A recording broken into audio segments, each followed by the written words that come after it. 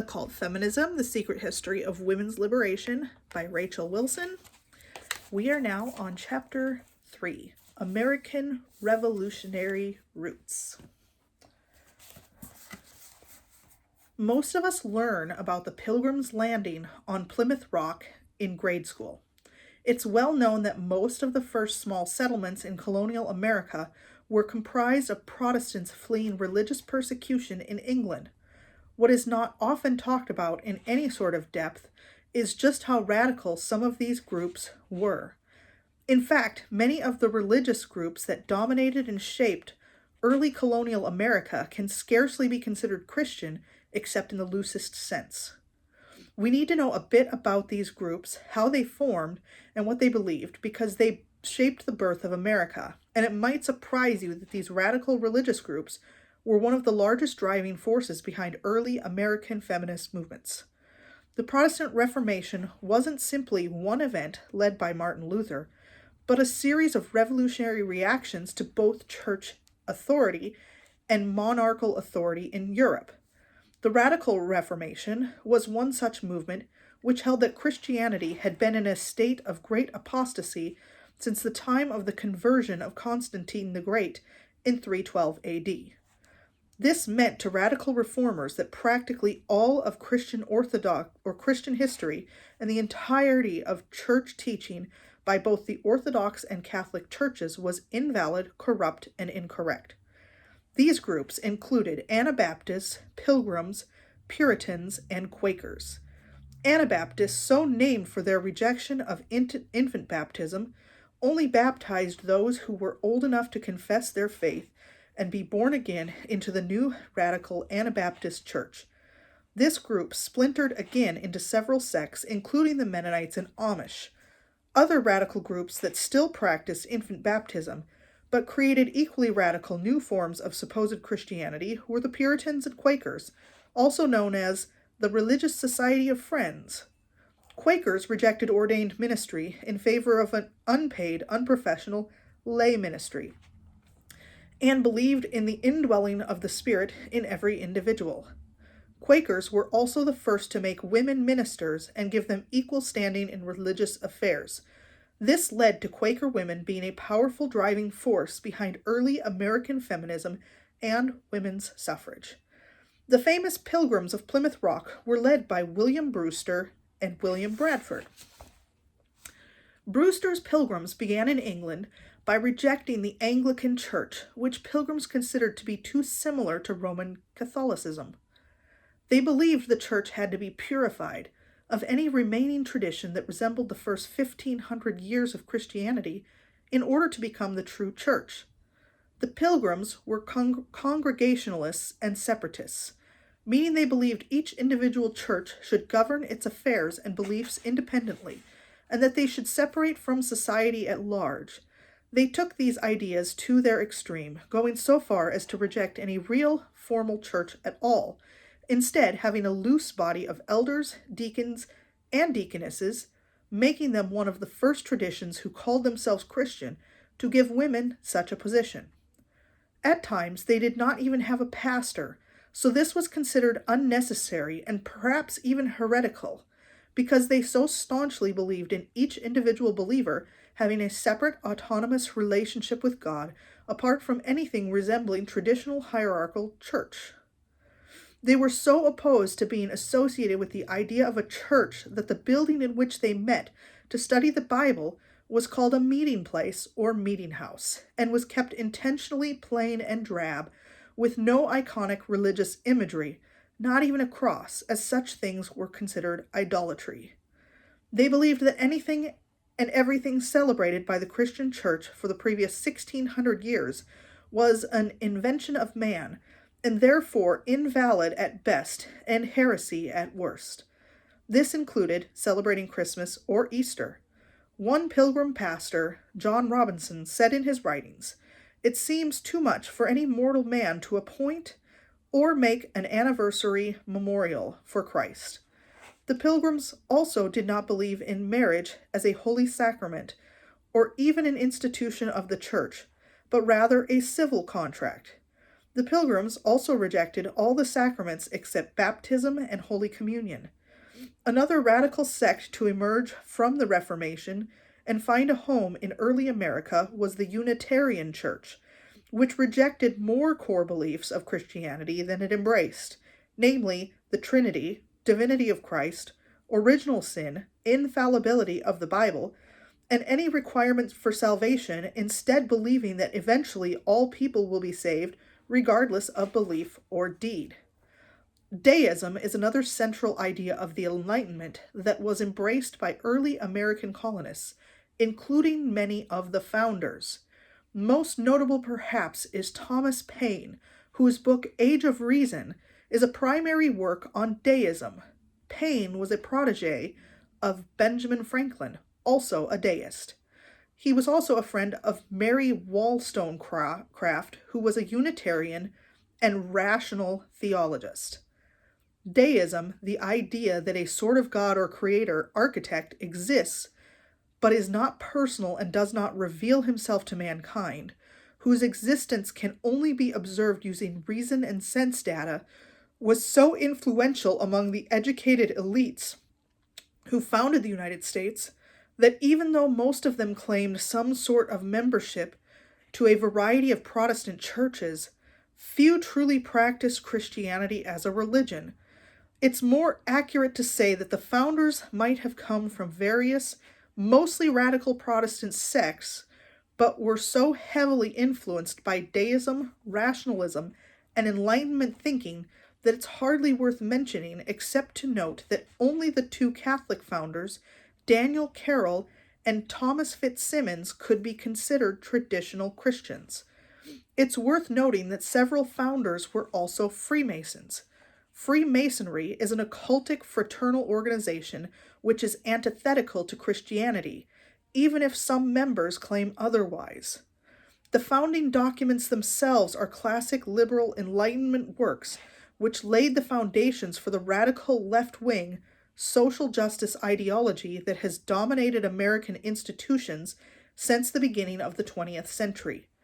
American conservatives seem continually stumped at the fact that America's institutions, universities, news media, Hollywood, and civic institutions have only become more and more progressive and liberal over the last several decades. However, this should come as no surprise. Despite present-day claims by many conservatives, the United States was settled and founded by some of the world's most progressive Enlightenment revolutionaries.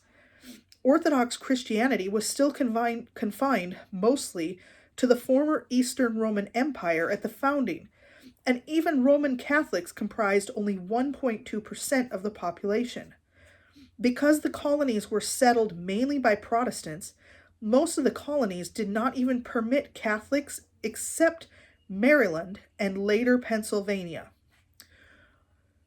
Early American settlements were mostly started by radical reformers and anti-authoritarian revolutionaries.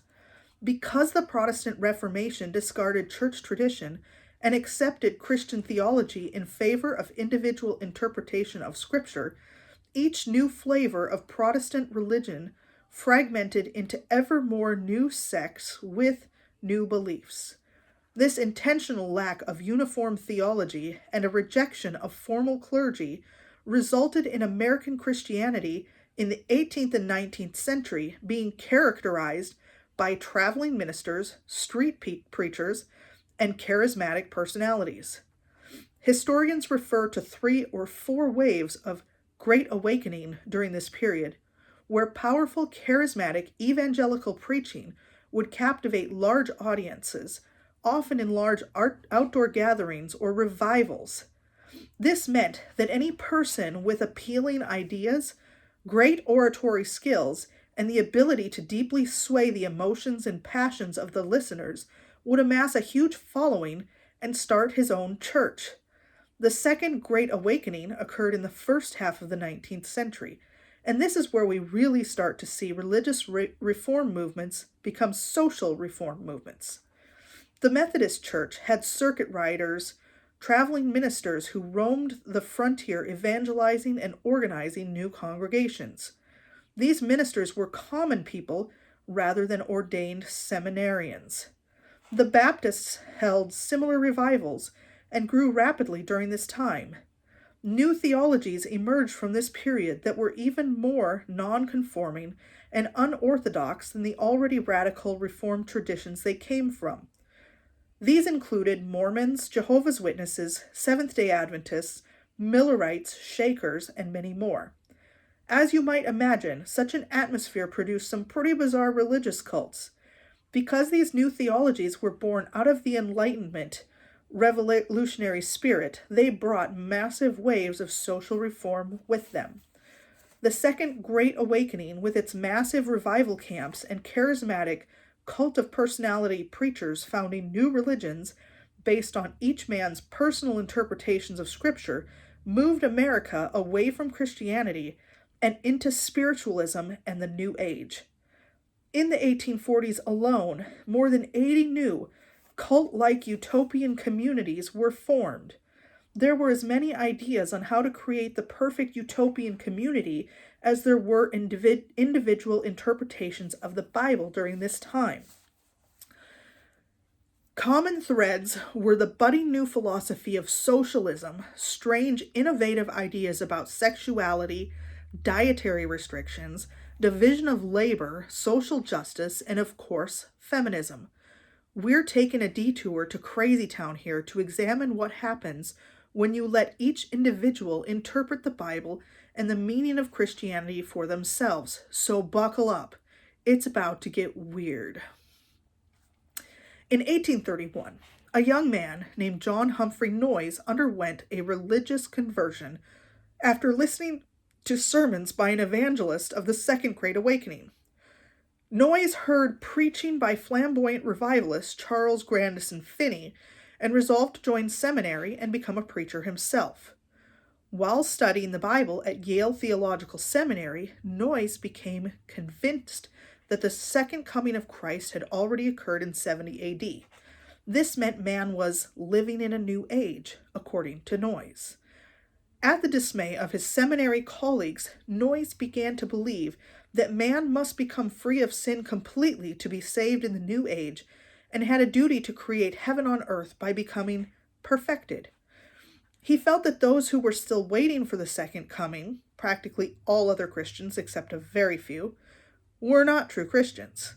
In 1834, Noyes declared himself free of sin, believing that his own will, because it came from God, was therefore divine and perfect. His fellow clergy found this crazy even for the times, and his preaching license was revoked. Noyes moved to Vermont and continued preaching without a license. He married in 1838, and Noyes' wife gave birth to 5 children in 6 years, and 4 of the infants died due to prematurity.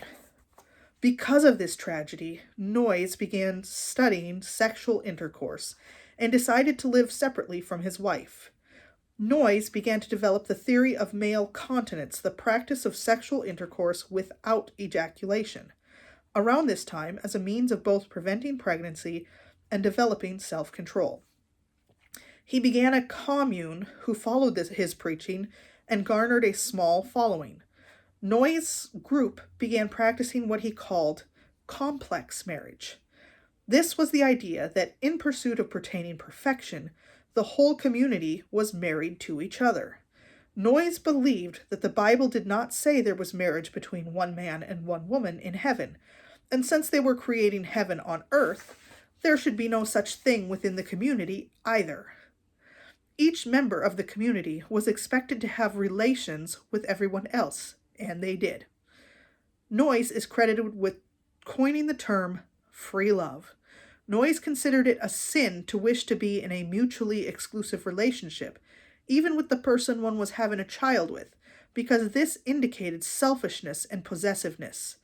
Exclusive relationships were frowned upon, and at least one female member was kicked out of the community for being traditionally married. In addition to practicing free love, Noyes also produced the idea to have older women in the community become sexual mentors to the adolescent boys, teaching them to control their seminal release.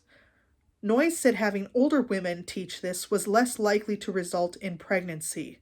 Likewise, the older men mentored the adolescent girls in the same way, often with Noyes choosing the pairings which the commune members were prohibited from refusing.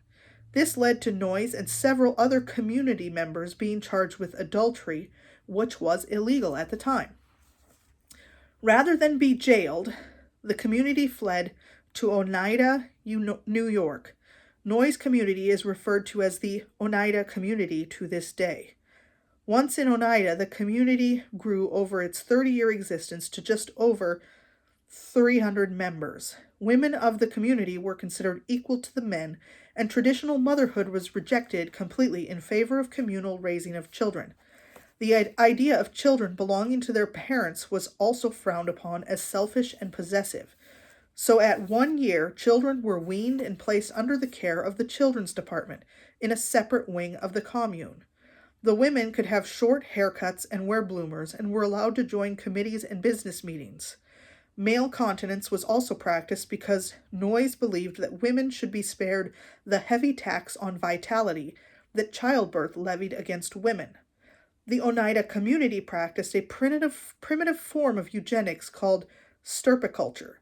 Under this system, any members who wished to become parents had to go before a committee and be approved based on their spiritual perfection and morality. The purpose of this was to create the most spiritually pure and physically pure children. As the community aged, many of the younger members began to demand traditional marriages. And in 1879, a warrant for Noyes' arrest was issued on charges of statutory rape. He fled to Canada to avoid jail, once again, and wrote the community a letter telling them to abandon free love and complex marriage. The commune disbanded, and a small splinter group continued a cutlery manufacturing company of the same name as the Oneida community that still exists today. Many modern feminist scholars praise Oneida for its groundbreaking feminist practices, despite the fact that it was an extremist religious cult. George Ripley was a Unitarian minister and Transcendentalist who created Brook Farm, another utopian breakaway community. Ripley was a member of the Transcendental Club, an informal gathering of the era's prominent intellectuals and Unitarians who gave rise to a philosophy that bridged ancient mystery religions and philosophies with budding New Age Enlightenment ones called Transcendentalism. Shortly after graduating from Harvard Divinity School in 1825, Ripley married Sophia Dana. Mrs. Ripley became good friends with Margaret Fuller, author of the book Women in the 19th Century. Fuller's book is considered one of the first major feminist works in America, and both Margaret Fuller and Sophia Ripley joined the Transcendentalist Club. In 1839, Fuller gave the first of her conversations with Sophia in attendance. These conversations were educational discussions for small groups of local women in Boston, which were intended to pull them into the intellectual sphere. Fuller was loosely Unitarian and Transcendentalist. These two movements were closely related to each other and both echoed Reformation and Enlightenment ideals of individualism, idealism, and divinity of nature, but took them further, believing that society and its institutions corrupted the individual. Yet even with their emphasis on individualism, they believed in a concept called the oversoul, first written about by Ralph Waldo Emerson, another member of the Transcendental Club.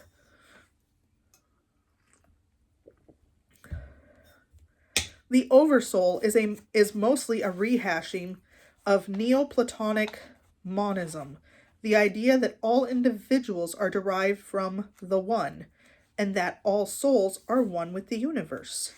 There are many versions and forms of this idea in many religions, but traditional Christianity rejects this idea and explicitly names it as heresy. Emerson also took this concept from the ancient Hindu mystery school of Vedanta. The ideas of Unitarianism and Transcendentalism have their roots in Neoplatonism and Hindu mysticism, and the Transcendentalist Club intellectualized them and brought them into the East Coast American consciousness. This is why I say Unitarians are not remotely Christian, but firmly occultic. Jesus is viewed by Unitarians as a great teacher rather than part of the triune God and only Savior of mankind, which is the central definition of Christian religion. Unitarianism, Transcendentalism, and later Universalism would merge and become part of the occultic New Age before the end of the 19th century. So we can look at the Transcendental Club and its adherents as an infantile form of New Age occultism in early America.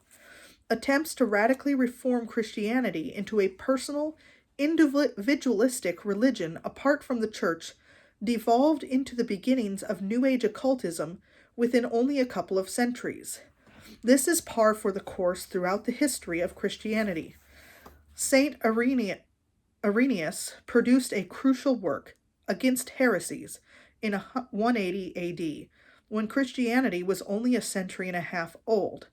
In this foundational writing, Irenaeus dealt with the same several basic heresies that we will see continue to arise from each and every attempt to personalize, reinterpret, or reform Christianity, and all these result in some form of occultism over time. This is an important distinction to make because so many of these heterodox religious groups in early America attempt to call themselves Christian, when they are not and should instead be recognized as occult groups, according to the definition I gave in Chapter 1 of this book. The Transcendentalist Unitarians of the early 1800s were no exception. They attempted to materialize these beliefs by starting Brook Farm in 1841. The Ripleys announced to the Transcendental Club that they would be starting this utopian community based on the principles of industry without drudgery and true equality without its vulgarity. As I mentioned, attempts at communal utopian living were very popular in the 1840s, but Brook Farm was the first to be explicitly secular, yet based on spiritual and philosophical ideals. George Ripley was also very much inspired by early socialists like Charles Fourier. You will notice a pattern starting here which combines socialism or communism with New Age spiritualism and egalitarianism or universalism. This is still the case to this day in progressive political movements, where there is always a philosophical and spiritual underpinning of oneness, whether the individual or group claims to be religious or not. This was the case with Brook Farm, where the transcendentalist form of nature worship manifested as shared farming labor. The hope of the Ripleys and their followers was that by sharing labor, each person would have more time to devote to intellectual and creative pursuits. The community attempted to make women and men equal, with women working the fields and men helping with domestic chores. Brook Farm was never financially stable and only lasted about 6 years before being abandoned. Famous intellectuals of the time joined or visited Brook Farm, including Nathaniel Hawthorne, who famously wrote of his miserable experience there. In the same year Brook Farm was founded, Sophia Ripley had just written an essay called Woman, about the state of the female sex in society. I hate to be harsh, but it sounds like the exact kind of fluffy transcendentalist nonsense you might expect, filled with wistful and embellished nothings about how women should be defined by anything other than devotion to their own husband and family, but should instead chase pie-in-the-sky ideals and be as strong and independent as men. Yawn. Sophia Ripley became disillusioned when Brook Farm failed, and she converted to Catholicism. Her marriage became strained, and she became a nun. Sophia's good friend and fellow feminist, Margaret Fuller, never joined Brook Farm, but visited regularly. Fuller is much more influential and more important to feminism. Her book, Woman in the 19th Century, is considered not only the first major feminist works in America, but also one that sparked the women's suffrage movement, inspiring the likes of Elizabeth Cady Stanton and Susan B. Anthony. The book was the first to popularize the idea that not only should men withdraw from any attempt to be head of the marriage, but that women should first be as independent and self-sufficient as possible in order to even consider marriage. She argued that this was the only way a marriage could promote the equality of both man and woman, and that women's education was essential to her independence. This idea is immensely popular in present-day America, with more women attending college than men, and women holding the majority of college debt as well. This book also espoused the New Age transcendental idea that man must become an elevated being in order to rightfully inherit the earth, and cannot do so until men and women are equal. Fuller predicted that in the future, men and women would share a mortgage, and that once equality is achieved, humanity will reach this ascension into oneness. The book is a work of social justice, speaking on equality of all people and drawing a parallel between oppression of women and oppression of blacks and natives. This was to become another theme of women's liberation, tying it in with abolition and declaring white men the oppressor of everyone else. This concept continues today in the idea of intersectional feminism, even though women and blacks have the same legal rights as white men. Fuller's book originally appeared in essay form in Ralph Waldo Emerson's Transcendentalist magazine, The Dial, where she was editor for 4 years before she expanded it and published it in book form in 1845. The book earned her comparisons to Mary Wollstonecraft by reviewers of the time. The next year, she went to work for New York Tribune as its first female editor, and she was sent to England as a foreign correspondent. She met an Italian man there named Giovanni Asoli, and they had a child together out of wedlock. Traveling Europe and having a child outside marriage while ironically writing about how you are shackled by the patriarchy is another similarity between Wollstonecraft and Fuller, it seems. It remains unclear whether Fuller and Asoli ever married. We have numerous letters written by Margaret Fuller to friends about her deepest thoughts and feelings, so we know a lot about what drove her and molded her. She was an intellectual prodigy from the beginning of her life, and her father, Timothy Fuller, pushed Margaret very hard to become educated and develop her intellect. According to Margaret, her father, a Harvard graduate, lawyer, and congressman, was an elitist, arrogant intellectual who considered himself superior to most people. Margaret herself admits she was her father's daughter in this regard, and many of her contemporaries were not fond of her for this reason. Margaret had a complicated love-hate relationship with her father. I hate to give credence to stereotypes, but the trope of the man-hating feminist with daddy issues seems to be another common theme that applies in this case. Margaret was influenced by Immanuel Kant and Emanuel Swedenborg, both of whom held heterodox views on Christianity that were more esoteric and occultic than they were Christian. Kant was the originator of Transcendental idealism, and Swedenborg believed he had received divine revelation to reform Christianity. Their influence can be seen in Fuller's writings. In her teens, Margaret wrote, "I have felt I was not born to a common womanly lot," and that she often felt she had a man's mind, feeling it was a shame that she was born to the softer sex.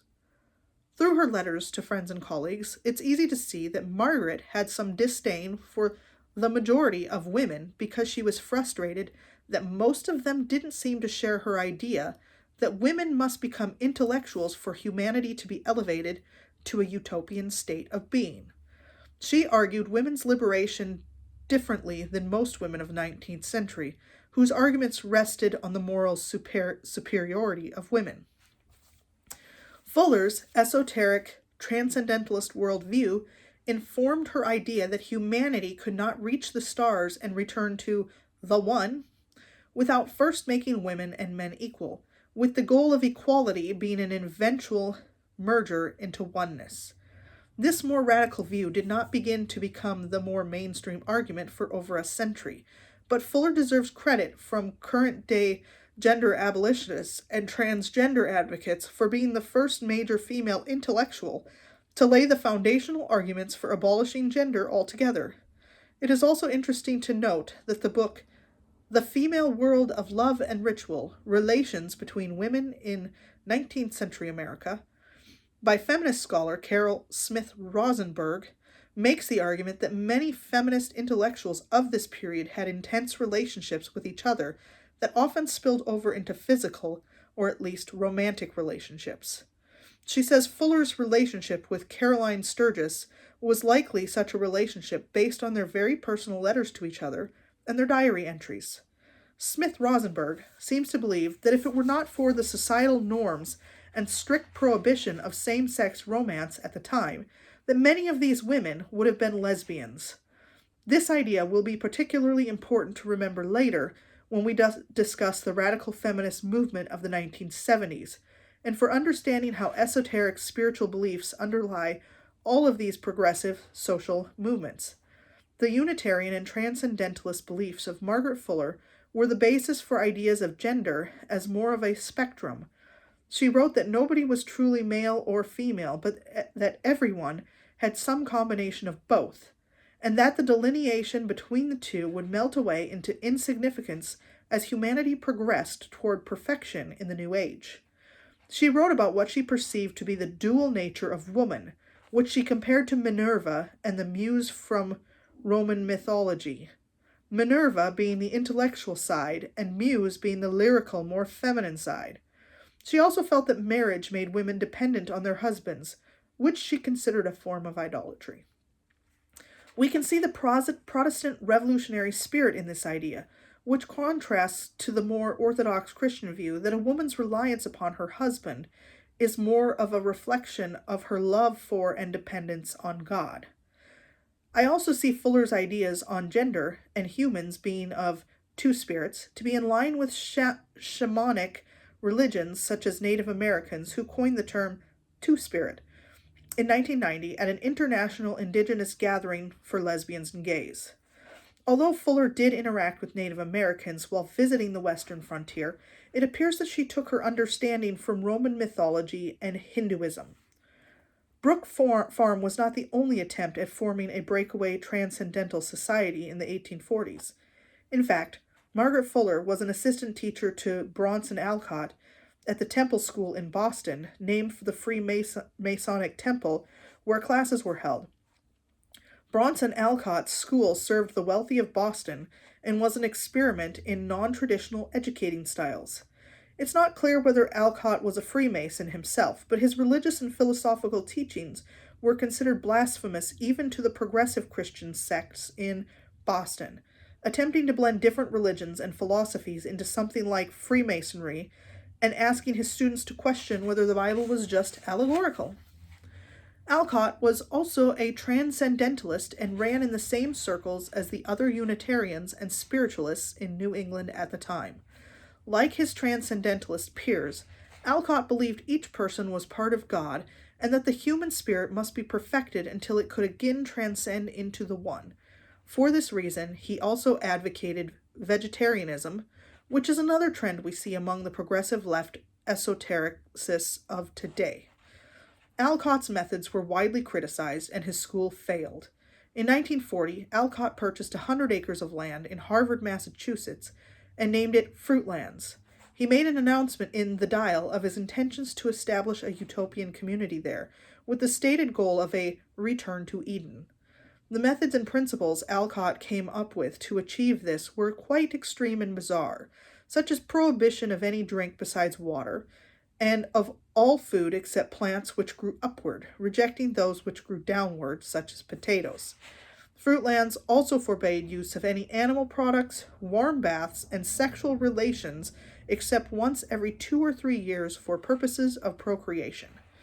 The Fruitland community was shut off from society, which Alcott said was evil, oppressive, and materialistic. They believed that by withdrawing from society and proving the superiority of their way of life, the rest of evil society would collapse, thus permitting the transcendence of humanity.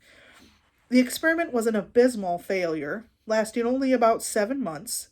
The community was very small, consisting of only the Alcott family and the family of Alcott's partner in the endeavor, Charles Lane, and a few others. Lane was another reformer who had just returned from England, where he had been a student of English utopian socialists like James Pierpont, Greaves, and Robert Owen, both of whom started similar vegetarian socialist utopian communities which failed. All tried to form breakaway communities based on their own individual divine revelations and Neoplatonic beliefs that society was evil and human nature was something to be escaped from. Greaves started a utopian community called Alcott House, named for Bronson Alcott. Alcott House had many of the same elements, including strict vegan diet, celibacy, and socialism, but also included a more spiritual emphasis on things like astrology, mesmerism, and phrenology. Both communities had strong feminist elements, believing the liberation of women was integral to achieving utopia. Both Karl Marx and Friedrich Engels considered Robert Owen to be a predecessor of their work, but disagreed with his utopian ideals. Owen was a deist and was influenced by Plato, and William Godwin, Mary Wollstonecraft's husband, among others.